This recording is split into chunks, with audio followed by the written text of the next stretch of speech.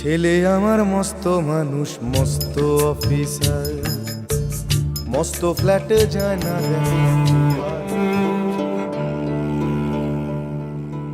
ঈদ মানে আনন্দ, ঈদ মানে খুশি, এটাই আমাদের চিরচেনা বাস্তবতা। কিন্তু এই আনন্দ কি সবার জীবনে সমানভাবে ধরা দেয়? সমাজের অনেকের কাছে ঈদ যেমন উল্লাসের, তেমনি কারো কারো জীবনে এটি হয়ে ওঠে নিঃসঙ্গতা আর না পাওয়ার বেদনায় মোড়া একদিন। বগুড়ার শেরপুরের গাড়িদহ ইউনিয়নের জুয়ানপুর গ্রামে গড়ে ওঠা সোনাভান বয়স্ক পুনর্বাসন কেন্দ্র। এখানে বসবাসরত প্রবীণদের জীবনে ঈদের দিনটি তেমনই এক বিষণ্ণ বাস্তবতার প্রতিচ্ছবি, যেখানে পরিবার, সন্তান, সন্ততি আর আত্মীয় স্বজনের কোলাহল নেই, আছে শুধু স্মৃতির ভার আর অপেক্ষার প্রহর। ঈদের দিনেও বৃদ্ধাশ্রমের উঠানে নীরবে বসে থাকতে দেখা যায় অনেক প্রবীণকে।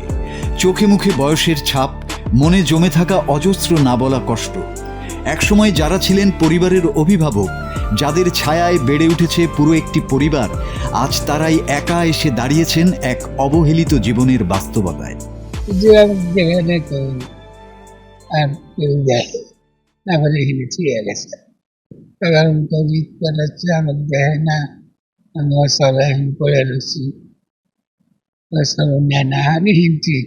বেটা যে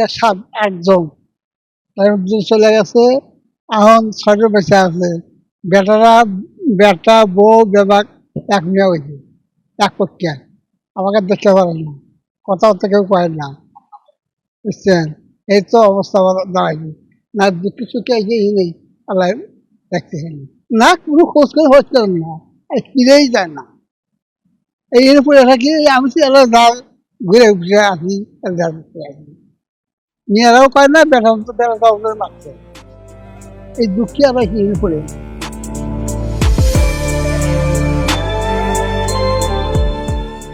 আগে ঈদ মানেই ছিল পরিবার জুড়ে আনন্দ, আত্মীয় স্বজনের ভিড়।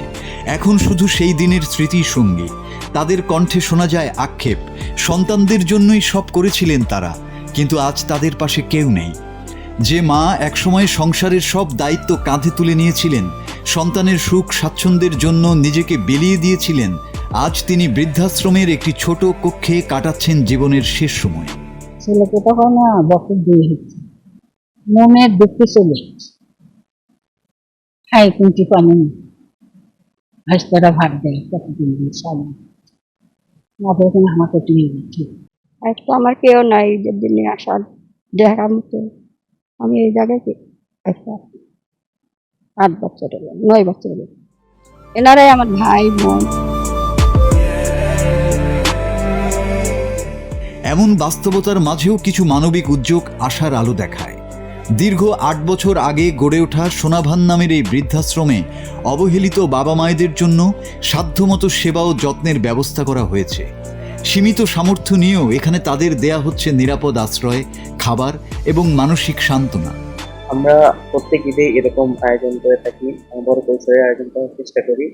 আমরা আগামীতেও এই আয়োজনগুলো করতে চাই। আমাদের যদি আমাদের পাশে দাঁড়ায়, তাহলে আমি পরবর্তীতে এই কাজগুলো আরো বড় পরিসরে করতে পারবো। আমরা চাই সবাই আমাদের পাশে দাঁড়ায়। ঈদ শুধু আনন্দের নয়, ভালোবাসার দিন। তবুও কোথাও কোথাও মা বাবারা বসে থাকেন নীরব অপেক্ষায়, একটি ফোন, একটি দেখা কিংবা একটু সান্নিধ্যের আশায়। চারপাশে আনন্দ থাকলেও তাদের চোখে ভেসে ওঠে শুধু না পাওয়ার বেদনা, আর স্মৃতিতে থেকে যায় এক নিঃসঙ্গ ঈদ। মুখোমুখি আমি খোকার বৃদ্ধাশ্রম। Bangla TV news desk.